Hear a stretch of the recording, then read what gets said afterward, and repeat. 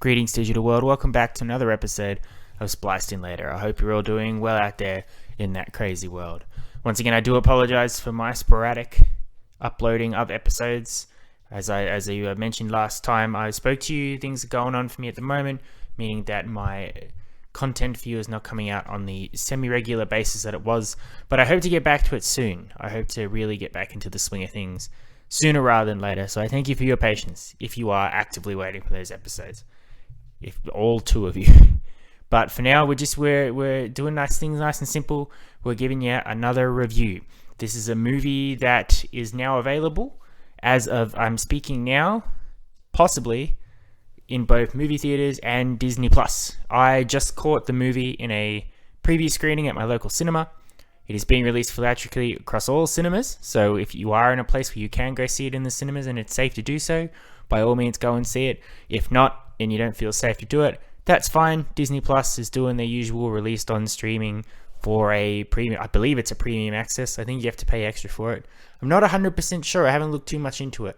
Once I know that the movie is coming to a theater, I just tend to zero in on that to try and support the local theaters and all that. But the movie is the hotly anticipated, slightly confusing, wary but also intriguing concept of a movie called Cruella, basically the prequel for the character, the origin story of Cruella de Vil, the villain from 101 Dalmatians. Now, we all know about the 101 Dalmatians, I would hope. It is one of the most classic Disney animated classics. The animation itself is one of my favorites, definitely for sure. I love dogs. I love the story of 101 Dalmatians, of the journey that they all go on when they're living with their wonderful family, 15 puppies at least, get dog-napped by a very psychotic woman called Cruella de Vil, who wants to take those puppies and skin them to make a wonderful fur coat. Perhaps one of the most evil Disney villains of all time. They are thrown in with a bunch of other Dalmatians that have been stolen over the years. They eventually escape from Cruella's bumbling minions, Horus and Jasper, and go on a journey to be reunited with their family, and everything will be hunky-dory. Beloved, absolutely. Everybody loves the Dalmatians, and in a way, everybody loves Cruella de Vil. I've said this before in my talks about the Disney ages and other Disney movies. One thing Disney sometimes does really, really well is to create an intriguing, larger-than-life villain who is fun to imitate, fun to watch, fun to hate, all of that. Gaston, terrible person in Beauty and the Beast, fun to watch him in his vainness walking around France and singing about how great he is.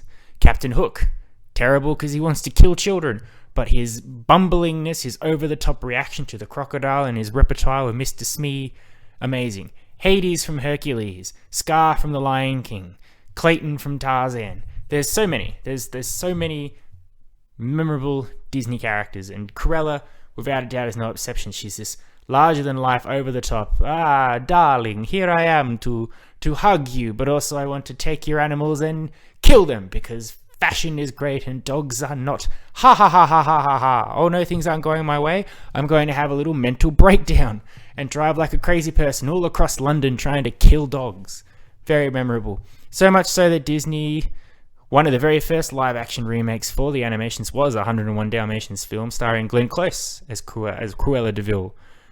Great film. I enjoy that. Not as much as the animated, but I think it really captures that essence of that story and brings it to live action. It's basically nearly a shot-for-shot remake, but leans more into the trend that was hitting in the 90s of slapstick humor on villains really, really hurting themselves, whether it was Home Alone or Mouse Hunt. Horus and Jasper, they fall in ice lakes, sit on electric fences, have hammers go into their head, fall with bricks on their eyes. You know, all of that stuff. Even got its own sequel, 102 Dalmatians, which I don't remember too much about. I think it was fine. I can't really recall.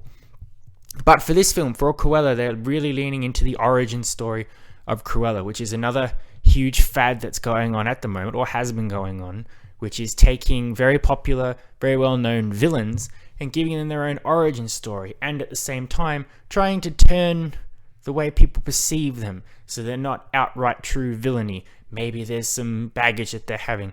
Maybe they're not all bad. Maybe there's some good in them. Maybe there's an anti-hero quality to them rather than a villain. It's been done many times in the last couple of years. You're familiar with Joker? That came out a couple years ago now. Venom also came out, another superhero one about a Spider-Man villain who gets more of an anti-hero treatment on that. The Disney itself, they did Maleficent. That was probably the one that kickstarted it all, showing the other side of Maleficent, what her story was. I didn't really care that much for Maleficent. It's a hard word to say. I appreciated Joker, and I was surprised by how much I liked Venom.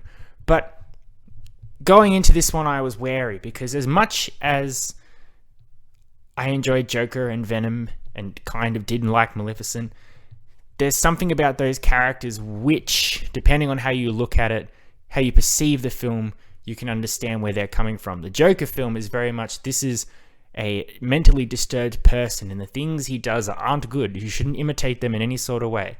With Venom, it's more of a down on his luck guy who's just trying to do the right thing, but he goes about it the wrong way, sort of thing. And Maleficent, there's this whole thing about this secret story where it turns out she wasn't bad or anything like that. So any one of those concepts they could try and put into the character of Cruella. The problem is, the character of Cruella herself, the villainy, is hard to detach, because it is that she wanted to kill dogs.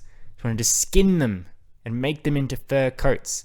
So going into this movie, I was like, I don't care how much you make her funny or likable or charming or whatever, I will not be able to turn my brain off that. I will still look at her and go, you kill dogs. You're the worst. So naturally, I'll get this right off the bat at the start for this. Of the films between this and Maleficent, Cruella does lean towards the darkness of the character in the dark part of Disney. They don't try to justify her future actions in 101 Dalmatians. And they do that by just never going anywhere near it at all. And anything that she was alluded to have done in the 101 Dalmatians animated movie it's could be or couldn't be in this film. There's some, did she do that? No, she didn't. Does she kill dogs? Does she like dogs? It's hard to say. You have to make up your own mind with that.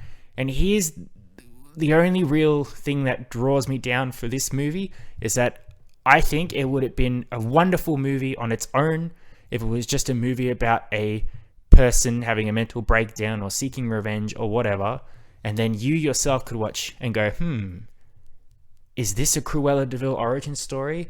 It might be. I'm not sure. It's fun to do that.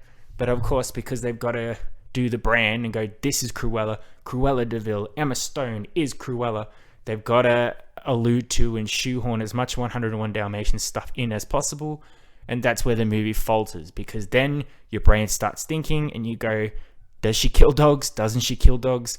I'm not sure. And I don't think they want to take that away from the animated film, that maybe she did kill dogs, but they also don't want to say that killing dogs, if for a person that we like, it's a very messy situation, so it's hard to do that. So before I go into what I liked about this film, I'm just going to say, going into this, the best thing you can do is just not think about 101 Dalmatians at all. You can recognize some of their Easter eggs and references to the film and go, I know what you're going on about.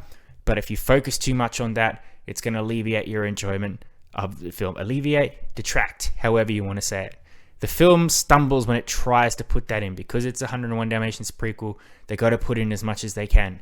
The Roger and Anita characters are in here for some reason, because they are in 101 Dalmatians. You want to know about the lineage of the original 101 Dalmatians, where Pongo and Perdita came from, you get that too. You want to know where Cruella got her car, you want to know why she says Devil, Deville, how she spells it, it's all in here. And they're jarring moments that take away from the actual enjoyment of the film, because it's going, remember this? So if you're able to look past that, or turn your brain off, or just persevere through those things, surprisingly what you have is a really enjoyable film. Basically, the story of this film, the very brief plot, the origin, is that Emma Stone plays a young Cruella, or as she's called in this film, Estella. She is a wild child for sure, but she's not evil in any sense of the word. She's larger than life. She's independent. She sticks up for herself. She doesn't take shit from anybody. She gets something terrible happens to her when she is young, which eventually leads her to sort of become down on her luck, where she meets her future henchmen Horus and Jasper. The three of them form their own little crime posse. They go about through London doing their stuff. Then eventually Cruella, as she's grown up, she comes across the Baroness, played by Emma Thompson. Now, the Baroness was involved in some way or another with the tragic event that happened in her youth. So when she comes across her and she connects the dots and she starts to realize how the Baroness affected her life in such a negative way, her psyche starts to fracture and she becomes torn between two identities. One is Estella, who's the wanting to be a fashion designer who treats Horus and Jasper with respect and calls them family, and the other is Cruella, who's all about revenge and humiliating people and doing what needs to be done to get what she wants. And it's walking that fine line, seeing how she's going to slip between one or the other. Does she get to the end where she gets to have revenge against the Baroness? How much does she become the Cruella of the animated film? Is she evil? Does she turn crazy? Is she just misunderstood? Does she have good intentions? That's for the movie to tell you, and that's for you to decide, essentially. The movie absolutely rides on Emma Stone's performance. She's great as Cruella. She embodies, not mimics, the Cruella from the animated movies. Now, she definitely has the mannerisms.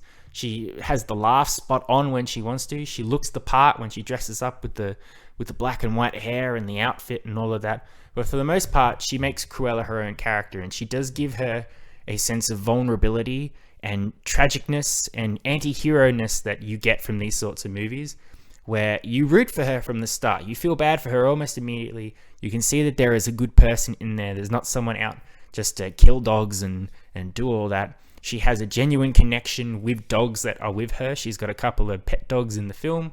She has a genuine connection with Jasper and Horus. She sees them as her family.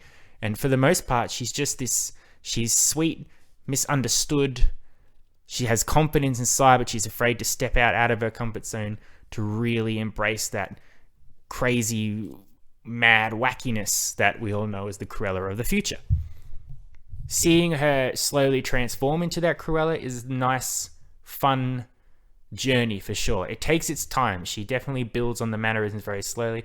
It does seem very jarring somewhere in the middle. She does suddenly seem to switch full on into the Cruella persona, and it's not quite clear why she just decides to embrace it wholeheartedly, but it's hard to go into that more without spoiling her motivations for what's going on in the film. So you'd have to decide that for yourself. I found that little bit to be jarring, but since I really enjoyed Emma Stone being Cruella, I was fine with it. Emma Thompson as the Baroness, she's great. She's fun to watch. She's definitely a symbol of what Cruella will eventually become. She's that haughty, high and mighty fashion guru who's nasty to everybody around her, steps on people, isn't above throwing people off cliffs if she needs to, or stepping on their throats to get to the golden cheese on the shelf, or all the different mannerisms you want to imply to say that she is out for number one.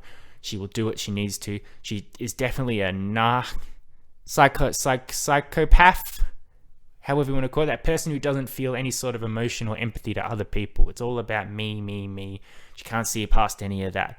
And Emma Thompson is always delightful. She goes into these characters wholeheartedly. She seems to be having a real lot of fun. She's got some good comedic moments, even in the real dark parts of the film, and that I enjoyed. Surprisingly, my favorite part of the film was actually Horus and Jasper, played by Paul Walter Hauser and Joel Fry. Now, I assumed when they first showed up that they would just be the typical slapstick henchmen, but they are given some genuine character warmth. Jasper is the heart of the two. He's the one who really sees Cruella as his sister and has the empathy for her and wants to help her. Horus is more the comedy side, but his comedic timing in this film is wonderful. There's these moments where he just lingers on his reaction to things, on his attempts to understand what's going on his relationship with his little dog Wink, however you want to do it, where the costumes he puts himself up in. There were most of the moments in the film where people were laughing were what Horus was doing, and I really liked that. And I enjoyed their character arc through the movie as well. They didn't just become the downtrodden lackeys that you would expect them to be. They push back when they need to. They understand that Cruella is changing and whether they need to change with her or not. It's interesting to see that, and I appreciated that for sure. As I said, other characters from 101 Dalmatians are in here. They're not really necessary to the plot. I get sort of why Anita is in here, but otherwise, take him out does not change the plot entirely. But hey, it's a 101 Dalmatians prequel, so I guess you got to have him in here. Another fun part of the film for sure is the soundtrack. Now, it's not a musical.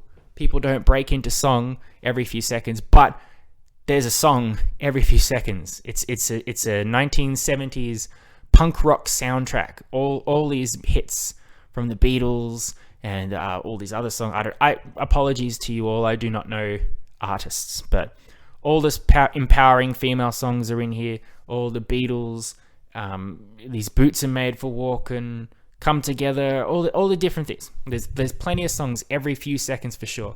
And it doesn't get annoying. Every song that plays is in reference to the scene that's on. Every song that shifts back and forth has a purpose and an understanding of what's going on. And some are genuinely catching. A lot of them are covers too, so they're not the original songs. You get some like Boots Are Made for Walking, the same one you've heard 1,000 times.